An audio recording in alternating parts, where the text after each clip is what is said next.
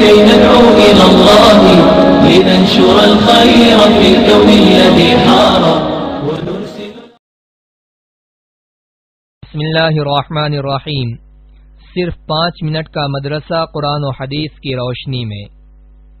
7واں دن 7 محرم الحرام.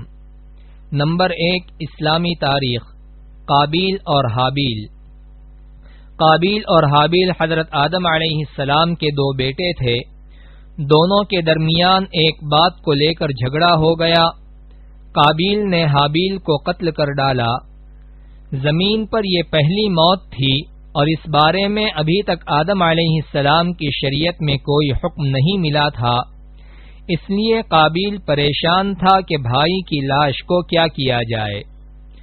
اللہ تعالی نے ایک کوے کے ذریعے اس کو دفن کرنے کا طریقہ سکھایا.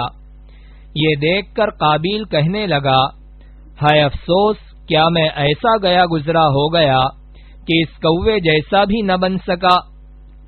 پھر اس نے اپنے بھائی کو دفن کر دیا. یہیں سے دفن کرنے کا طریقہ چلا آ رہا ہے. حضور صلی اللہ علیہ وسلم نے قابیل کے متعلق فرمایا، دنیا میں جب بھی کوئی شخص ظلماً قتل کیا جاتا ہے تو اس کا گناہ حضرت آدم علیہ السلام کے بیٹے قابیل کو ضرور ملتا ہے، اس لیے کہ وہ پہلا شخص ہے جس نے ظالمانہ قتل کی ابتدا کی اور یہ ناپاک طریقہ جاری کیا. اسی لیے انسان کو اپنی زندگی میں کسی گناہ کی ایجاد نہیں کرنی چاہیے تاکہ بعد میں اس گناہ کے کرنے والوں کا وبال اس کے سر نہ آئے. نمبر 2 اللہ کی قدرت. سورج. سورج اللہ تعالی کی بنائی ہوئی ایک زبردست مخلوق ہے. اس سے ہمیں روشنی اور گرمی حاصل ہوتی ہے. وہ روزانہ مشرق سے نکلتا ہے اور مغرب میں ڈوبتا ہے، لیکن اللہ تعالی قیامت کے قریب اسے اپنی قدرت سے مشرق کے بجائے مغرب سے نکالے گا. اس کی لمبائی چوڑائی لاکھوں میل ہے اور وزن کے اعتبار سے زمین کے مقابلے میں لاکھوں گنا زیادہ ہے.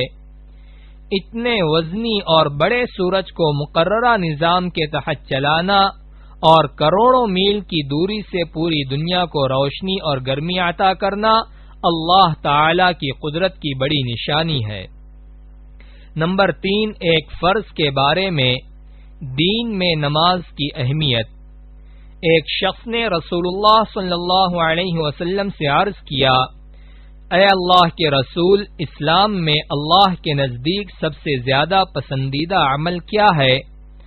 آپ صلی اللہ علیہ وسلم نے فرمایا، نماز کو اس کے وقت پر ادا کرنا، اور جو شخص نماز کو جان بوجھ کر چھوڑ دے اس کا کوئی دین نہیں ہے، اور نماز دین کا ستون ہے. نمبر 4 ایک سنت کے بارے میں. وضو میں کانوں کا مسح کرنا. حضرت عبداللہ بن عباس رضی اللہ عنہما بیان کرتے ہیں کہ رسول اللہ صلی اللہ علیہ وسلم نے وضو میں اپنے سر مبارک کا مسح فرمایا اور اس کے ساتھ دونوں کانوں کا بھی، اس طریقے پر کہ کانوں کے اندرونی حصے کا شہادت کی انگلیوں سے مسح فرمایا اور باہر کے حصے کا دونوں انگوٹھوں سے. نمبر 5 ایک اہم عمل کی فضیلت. عاشورہ کے روزے کا ثواب. رسول اللہ صلی اللہ علیہ وسلم سے محرم کی 10ویں تاریخ کے روزے کے متعلق پوچھا گیا تو آپ صلی اللہ علیہ وسلم نے فرمایا، یہ روزہ پچھلے سال کے گناہوں کا کفارہ بن جاتا ہے. نمبر 6 ایک گناہ کے بارے میں. بلا ضرورت مانگنے کا وبال.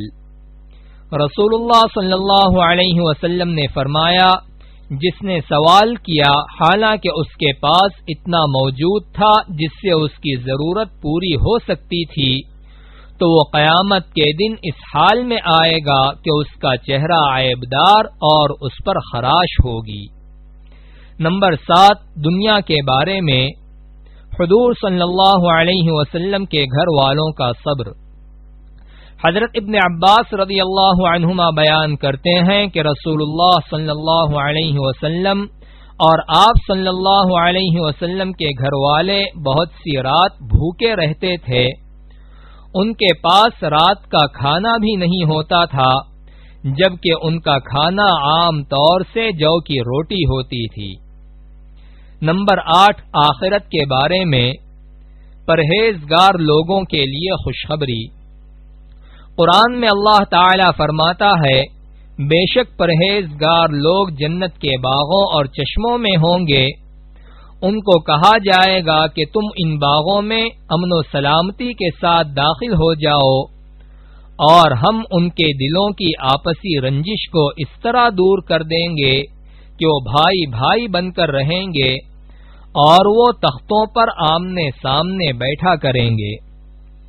نمبر 9، طب نبوی سے علاج، دبلے پن کا علاج۔ حضرت عائشہ رضی اللہ عنہا فرماتی ہیں کہ جب میری والدہ نے مجھے رسول اللہ صلی اللہ علیہ وسلم کے پاس رخصت کرنے کا ارادہ کیا تو میرے دبلے پن کا علاج کرنے لگیں، مگر کوئی علاج کارگر نہ ہوا۔ پھر میں نے تر کھجوروں کے ساتھ ککڑی کھانا شروع کیا تو میں معتدل جسم والی ہو گئی، یعنی دبلا پن دور ہو گیا۔ نمبر 10، قرآن کی نصیحت۔ قرآن میں اللہ تعالی فرماتا ہے، کیا یہ لوگ زمین میں چل پھر کر نہیں دیکھتے کہ ان سے پہلے لوگوں کا کیا انجام ہوا؟